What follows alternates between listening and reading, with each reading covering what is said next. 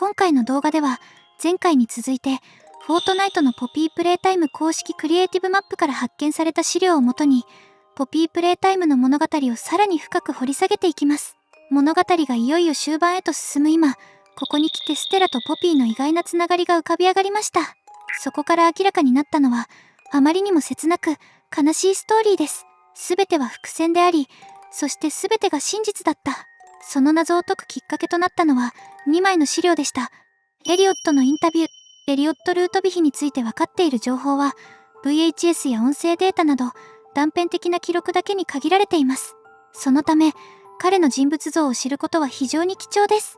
公式ストーリーブックからもエリオットが人格者であり、倫理を重んじる創業者であったことが確認できます。これまでの動画で彼がラットの実験に関与していなかったと考察してきました。しかし一方でエリオット自身がプロトタイプである可能性が高いものの、その上でなぜ彼がポピーに強く執着しているのかという明確な謎は未だ解けていません。今回新たに発見された資料にはその答えにつながる重要な手がかりが記されていました。まずはその資料の内容を順に見ていきましょう。これはポピープレイタイム人形が大ヒットした翌年1951年に行われたエリオット・ルートヴィヒのインタビューです。ポピーと出会おう。1951年2月、娘が大好きな小さな人形ポピー登場。赤い髪の小さなキュートな少女ポピー。昨年彼女は市場を席巻しました。今回はポピーの発明者であるエリオット・ルートヴィヒ氏にお話を伺いました。この小さな少女が誰なのか、何なのか、そして世界中の子供たちにとってどんな意味を持つのかを探ります。ルートヴィヒさん、ポピーについて教えてください。そうですね。ポピー自身がこの質問にちゃんと答えてくれると思いますよ。エリオットがポピーの背中の紐を引く。こんにちは。私はポピー。あなたが大好き。わあ。彼女は世界で初めての本当に知性を持つ人形です。子供と実際に会話ができる史上初の人形なんですよ。なぜこの人形を作ろうと思ったのですか？それはもちろん私の愛しい娘、私のポピーのためです。なるほど。個人的な理由なんですね。その通りです。私は全ての創造には個人的な思いがあると信じています。最初に作った人形を彼女に渡した時、その目にひらめきの光が宿るのを見たのです。まるで新しい世界を与えられたように、年齢に関係なくどんな子供でもそれを感じ取ることができる。あれが全ての始まりでした。その瞬間、私はポピーがどうあるべきかを理解したのです。それはどんな存在ですか？子供の想像力に火を灯す存在です。ポピーができる素晴らしいことの中でもこれに勝るものはありません。このインタビューでは当時のエリオットがポピー人形をどのような思いで作り上げたのかを語っています。紐を引いた際のセリフはチャプター1のオープニングで流れたものと同一であり、ポピー人形の基本構造がここで明らかになります。しかし注目すべきはそれだけではありません。エリオットは明確にポピーを本当に知性を持つ人形と表現しています。実際に会話できるという描写こそ少ないものの、他の人形との差別化が成功したことからも実際に知的対話が可能であったと考えられます。このことからポピー人形には AI 技術のような高度な構造が用いられていた可能性が高く、他社には模倣不可能な精巧さを持つことで独占的な人気を得た製品だったと推測できます。さらにエリオットはこの人形を自分の娘ポピーに渡したと語っています。ここではっきりとエリオットの娘がポピーであると明言されました。これによりエリオットと現在のポピーは親子であることが確定します。またエリオットはすでに離婚から20年以上が経過していたため、この娘ポピーは前妻との子ではなく養子として引き取られた少女だったこともわかります。つまりエリオットは愛する娘ポピーのために人形を作り、彼女の反応を見てその可能性を確信し製品化へと踏み切ったのです。最初に作った人形と語っていることから、それが市販前の試作品プロトタイプであった可能性が高いでしょう。ややこしい話ではありますが、エリオットは最初に作った記念の一体を自分の娘に手渡したのです。次の章ではそんなポピー本人が書いた日記の内容を見ていきましょう。ポピーのことが気になった方はぜひチャンネル登録と高評価で教えてください。ポピーの日記。この日記はポピーの過去を知る上で極めて重要な記録です。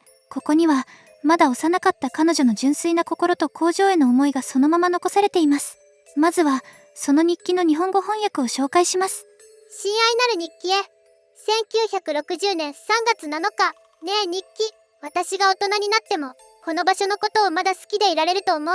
学校の子たちは年を取ると嫌な性格になって昔好きだったものを好きじゃなくなるって言ってたの。今日で私は11歳になったけど、ここは今でも私にとって一番魔法みたいな場所。毎年新しいおもちゃ、あの小さな水平さんみたいなのを作ったり、工場の新しい部分を作ったりしていて、それを探検できるのが待ちきれないの。その魔法に包まれるのが本当に楽しみ。お父さんはプレイタイム社がこの場所みたいな施設を世界中にたくさん建てたいって言ってたわ。もしそうなったらきっと私たちを連れて行ってくれるといいな。愛を込めて、ポピー。この日記からわかるのは、11歳の誕生日を迎えたポピーが自分の大切な場所について語っているということです。日付が1960年であるため、彼女の生年月日は1949年3月7日と計算できます。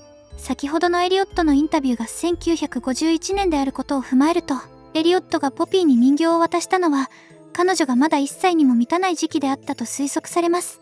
過去の投稿の記念写真に写る顔の一部が見切れた小さな女の子、この少女こそがエリオットの愛娘であるポピーであると考えられます。つまり現時点ではこれは人間だった頃のポピーの日記であると推測できます。彼女は学校にも通っていましたが、それは1976年に建設されたプレイケアの校舎ではありません。日記の内容からもわかる通り、地上の一般的な学校に通っていたと推測できます。このことからポピーが外の世界を知っていたという点も確認できます。この日記には特に注目すべき3つの重要な要素があります。まず1つ目は工場の新しい部分の建設についてです。プレイタイム社は当時敷地の拡張を進めており、1960年にはメイクアフレンドエリアが誕生しました。ポピーが新しいおもちゃを作ったり、工場の新しい部分を作ったりしていると書いているのは、このエリアを指していると考えられます。彼女がその完成を心から楽しみにしていた様子が伝わってきます。2つ目は、私たちという言葉の存在です。英語原文では us と表記されており、複数人を指しています。しかし文脈を見ると、これはポピーと父エリオットのことではありません。文章の主語はパパ、彼であり、パパが私たちを連れて行くと書かれているため、ハスはポピー以外の誰か、つまりもう一人の存在を含んでいることになります。この点は非常に興味深いです。現時点でポピーには姉妹がいたという描写は公式には存在しません。ですが、もしハスが彼女ともう一つのポピー人形を指しているとしたら、それはポピー人形も家族同然の存在として解釈できます。このようにたった1枚の日記からもポピーという少女がどれほど工場を愛していたか、そして父エリオットとの絆が深かったかが伝わります。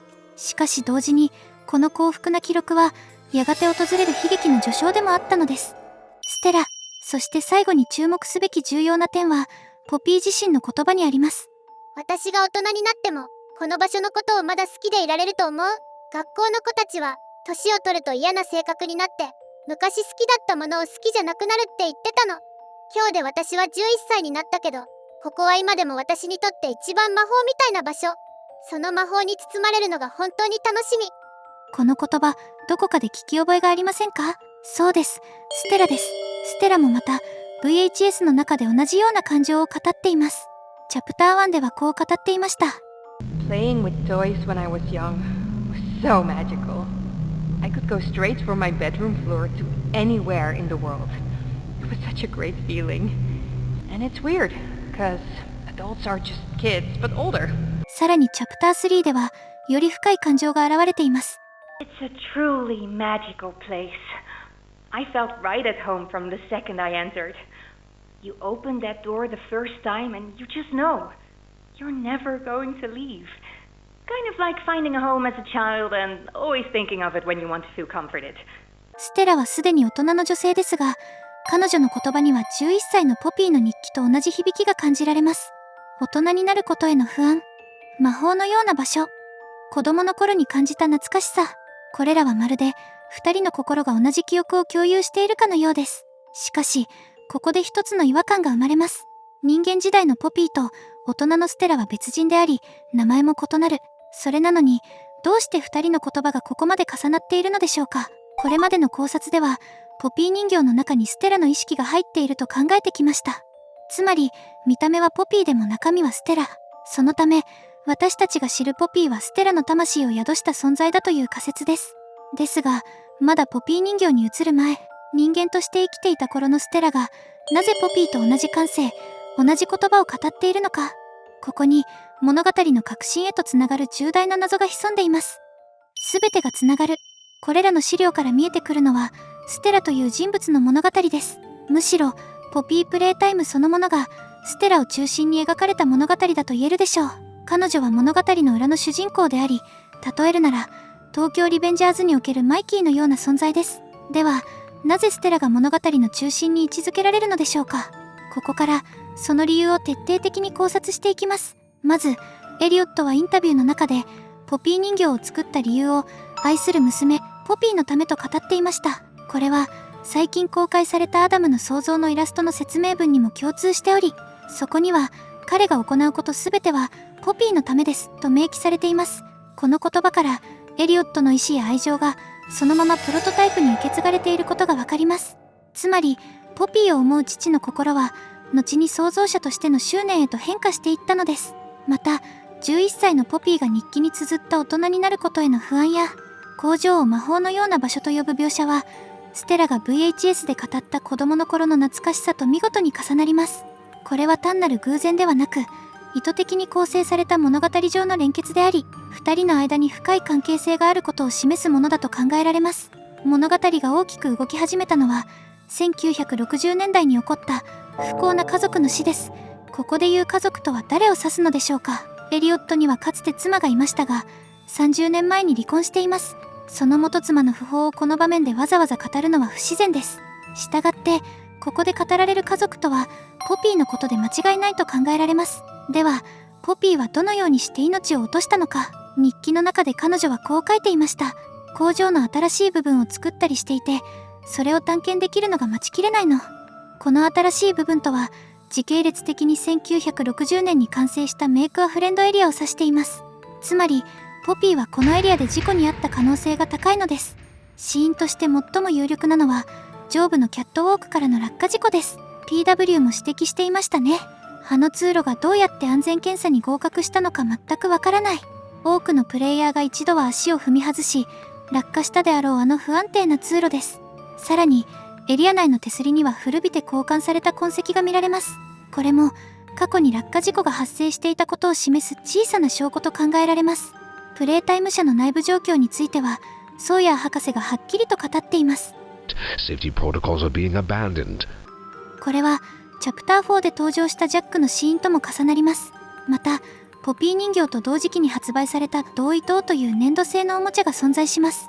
ジャックと同様に、機械に巻き込まれる事故を暗示している可能性もあります。もちろん、ポピーが機械に巻き込まれた可能性も否定できません。しかし、人格者であるエリオットが、娘が亡くなった機械をそのまま使用し続けるとは考えにくいです。彼は家族を心から愛していました。エリオットの半生を描いた VHS では、ブロンを設計した後に家族の死が訪れたことが語られています。このことから、ポピーの事故は1961年以降に発生したとみられます。その後、彼が次の新商品であるボクシーブーを発売するのは1966年。ブロンからボクシーブーまでの5年間の空白は、エリオットが深い悲しみに沈んでいた時期と重なります。つまり、1961年、ポピーの死、1966年、エリオットの再起。その5年間、彼は失意の底に沈みながらも、やがて立ち上がり、社員たちに支えられて新たな創造へと戻っていったのです。しかし、その再起には悲劇的な代償が伴いました。エリオットは、生前のポピーの記憶と人格を AI チップにデータとしてプログラムし、彼女の存在を再現しようとしたのです。それは、エリオットにとって最初で最後の非人道的な実験。愛する娘を失った父が、科学の力で命を取り戻そうとした。その結果生まれたのが、VHS で出てくるポピーだったのです。ステラ・グレーバー。ここから物語にステラがどのように関わってくるのかを見ていきましょう。そのヒントは、ポピーと同じ感情の記録に隠されています。結論から言うと、ステラとポピーは生き別れた双子の姉妹です。双子には2つの種類があります。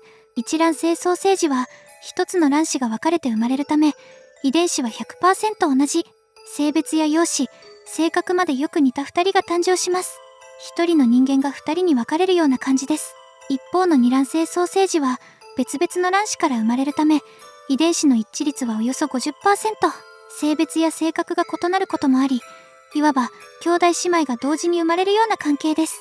そして双子には現実の世界でも不思議な現象が数多く存在します。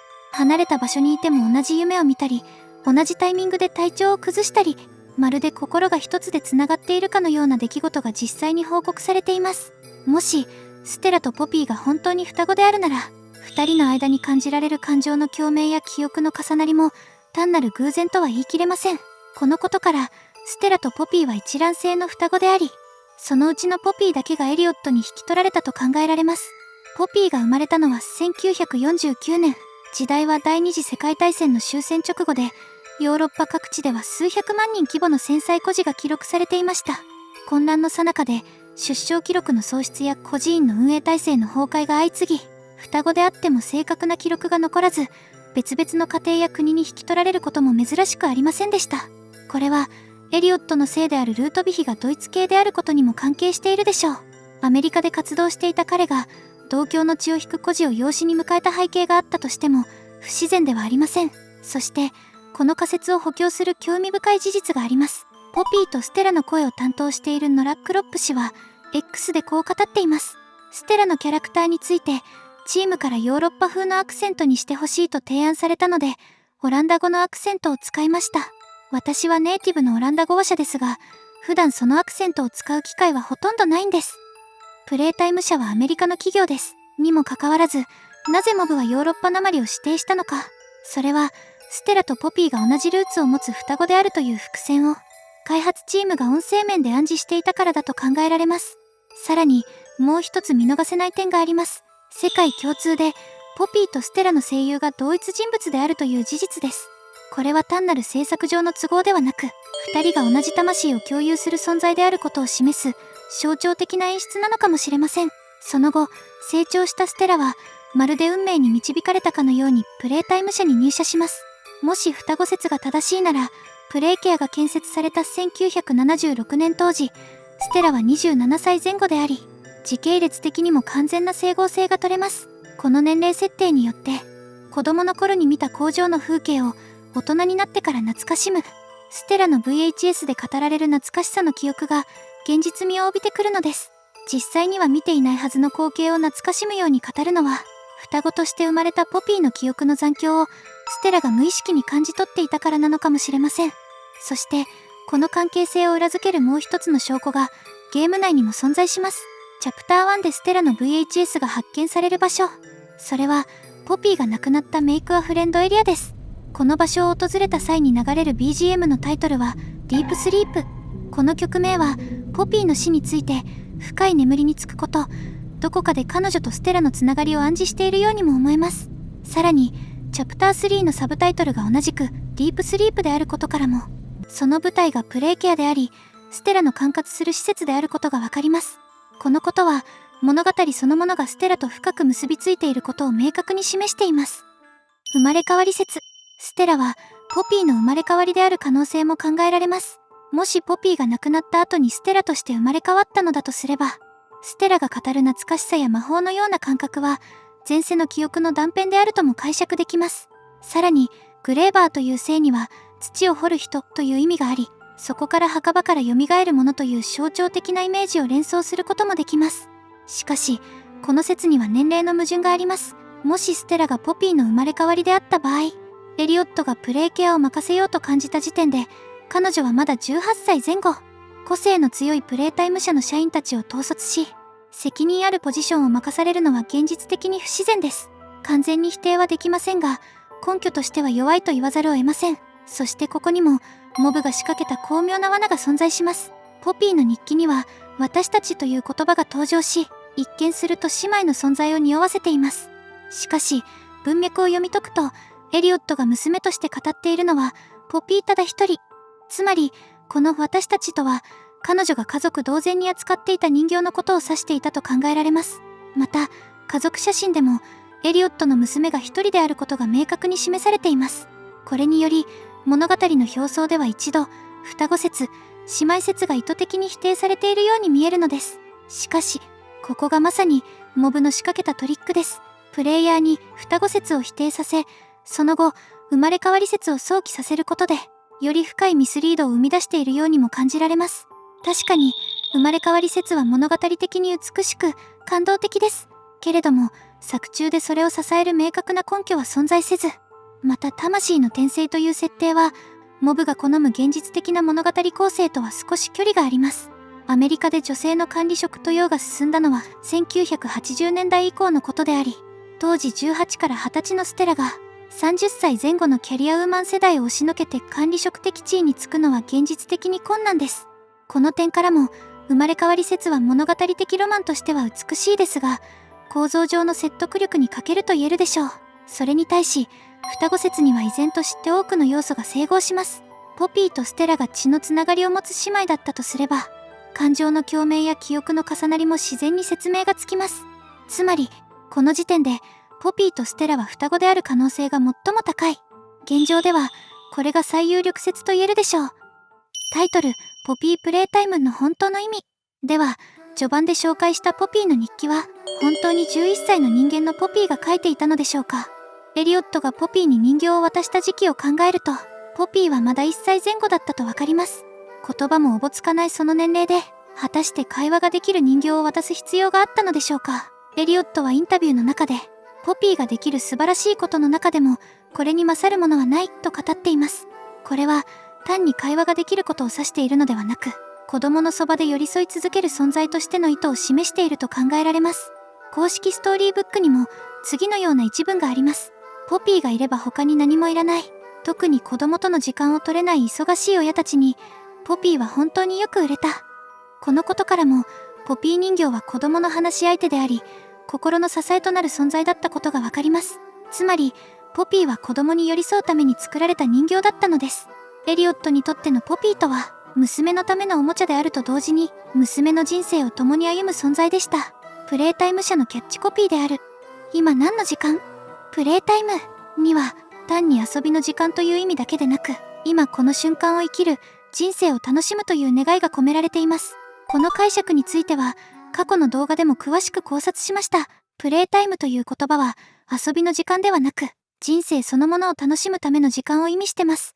つまりエリオットの個人的な思いがそのまま商品名となり、タイトルであるポピープレイタイムとは娘と共に人生を歩む時間を象徴する言葉だったのです。その思いが形となり、まだ名前のなかった人形にポピープレイタイムという名が与えられ、やがて量産されていきました。そしてその小さな奇跡は世界中の子供たちのもとへと広がっていったのです。チャプター5での展開、もしステラが再び登場するとしたら、それは人間の姿ではなくポピー人形として現れる可能性が高いです。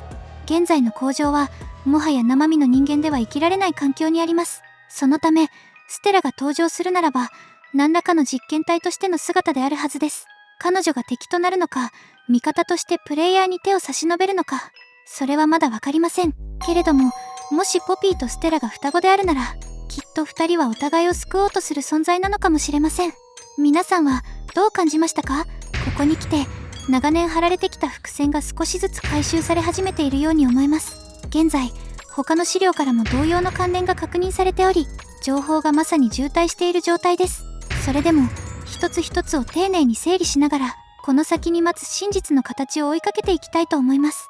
次回は、さらに深まるポピープレイタイムの世界を新たな視点から考察していきます。